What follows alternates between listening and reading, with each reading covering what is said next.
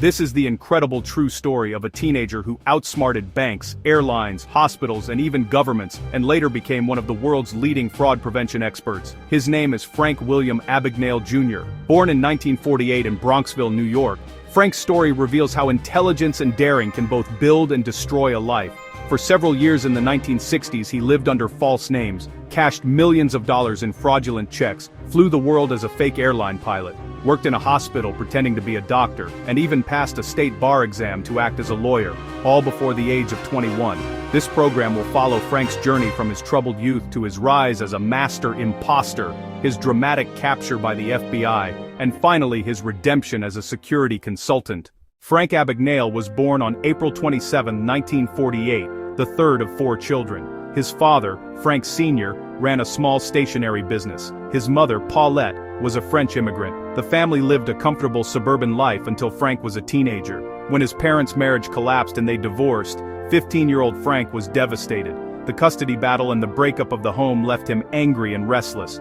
At 16 he ran away from home with only $200 in his pocket, determined to survive on his own. That decision marked the beginning of a journey that would make him famous and notorious. In the mid-1960s, America's banking system still relied on paper checks and magnetic ink routing numbers. As a runaway teenager, Frank soon ran out of money. While trying to deposit his last few dollars, he noticed how easy it was to alter deposit slips and routing codes.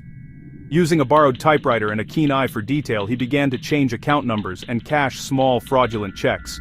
At first the amounts were tiny, but he quickly realized that the same loopholes could be exploited for thousands of dollars.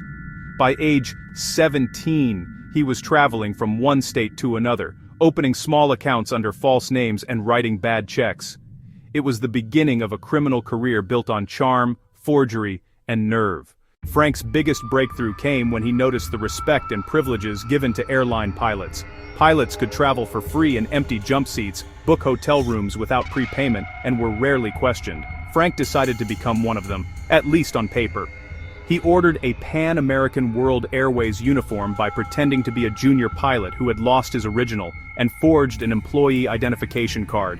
With the uniform and the ID, he walked through airports as if he belonged there. Airlines allowed him to ride free on more than 250 flights to 26 countries. Between 1965 and 1967, he logged more than 1 million miles in the air without paying a cent. At the same time, he continued to cash fake Pan Am paychecks in cities all over the world. By 1969, Frank was only 20 years old and already wanted by police in several states. Hiding in the state of Georgia, he decided to assume a completely different identity, that of a supervising pediatrician in a local hospital. He rented an apartment, obtained a forged medical license, and introduced himself as Dr. Frank Williams. For 11 months he worked mainly as an administrator on the night shift, relying on real nurses and interns for all practical procedures.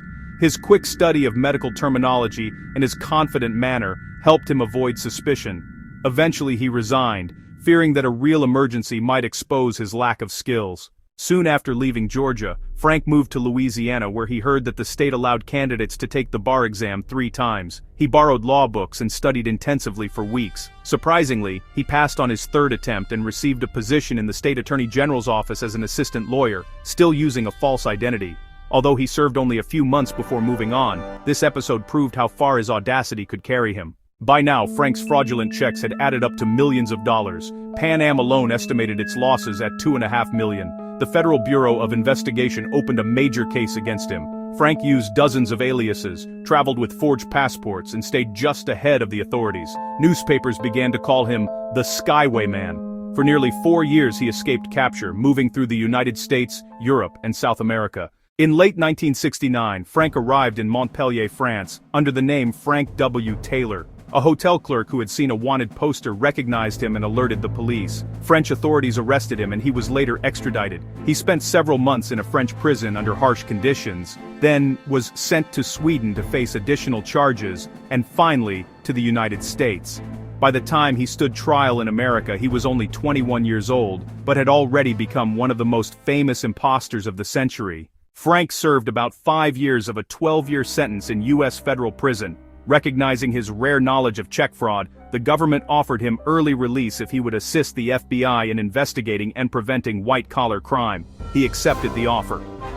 For the next 4 decades, Frank Abagnale worked as a respected security consultant, training bank officials, lecturing for the FBI Academy, and developing anti-forgery systems.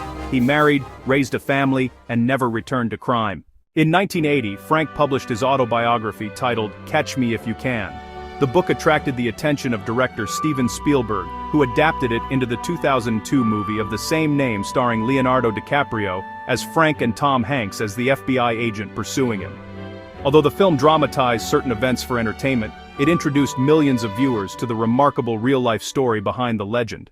Frank's life demonstrates that intelligence without integrity can lead to disaster. His crimes were possible because banks and airlines in the 1960s lacked modern verification systems, and because people tend to trust uniforms and titles. Today he dedicates his experience to warning institutions about social engineering scams and check fraud. His journey from runaway teenager to international criminal to law enforcement consultant offers a powerful lesson in both the risks of blind trust and the possibility of personal redemption.